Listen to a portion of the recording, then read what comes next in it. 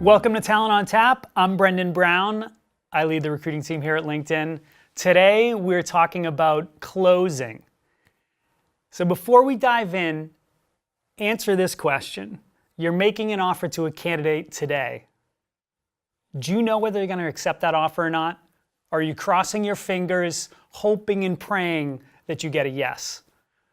Well, let's talk about how to remove all that guesswork and increase your accept rate.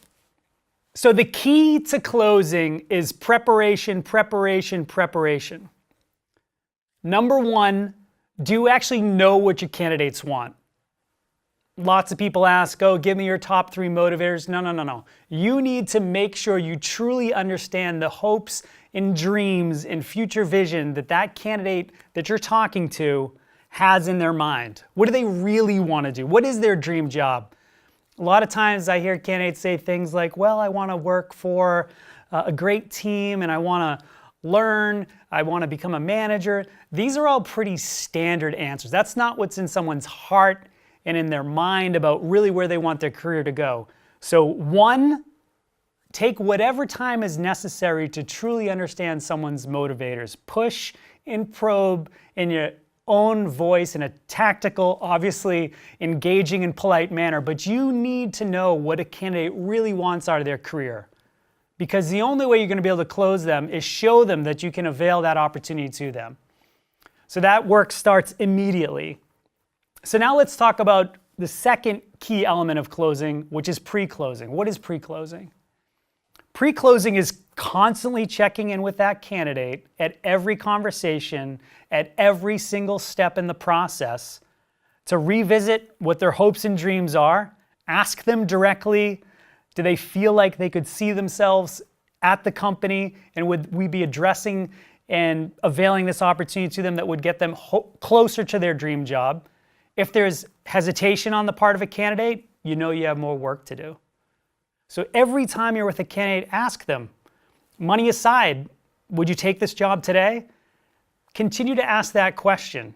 Any small pause, any hesitation, any delay in response, say in an email, is an indication to you as the recruiter that you got more work to do.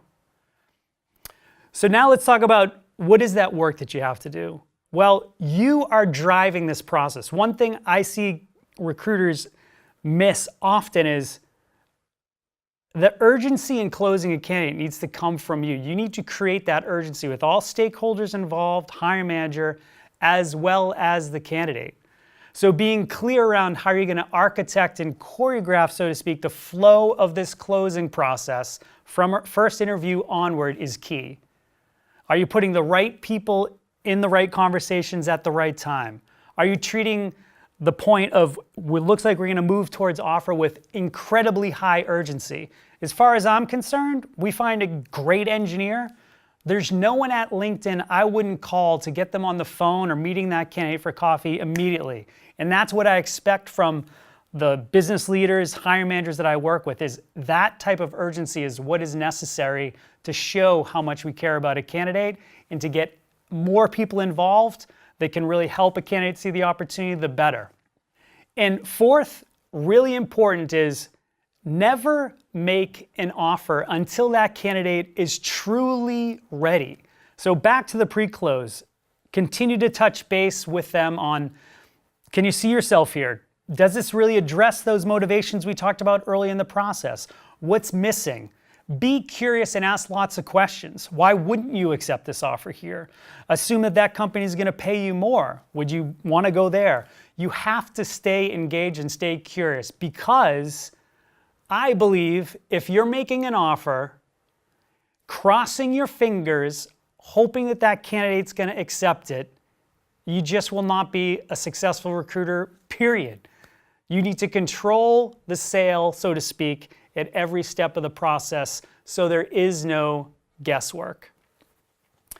And last but not least is understanding when you need to walk away or do what I like to call the takeaway. And the framing of setting this up is making sure that you have deadlines and clear expectations for a candidate. As an example, you're my candidate. Money aside, you say this is really where you think you want to be.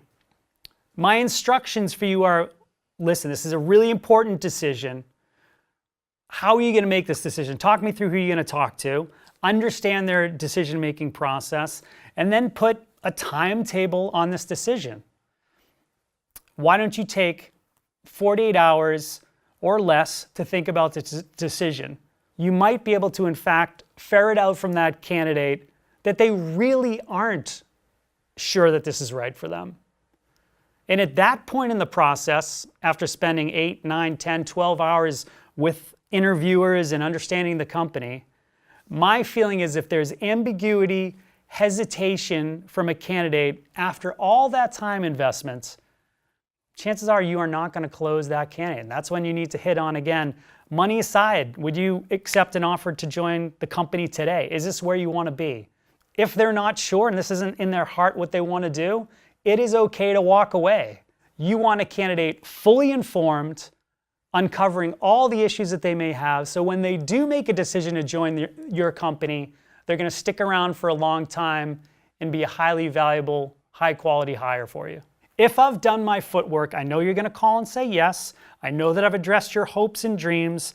Salary's been addressed. We've even covered things like counteroffers and other things, so it really should be a formality. Together, you and that candidate are going to find a way to make it happen. So with that, good luck with your closing, and we'll see you next time.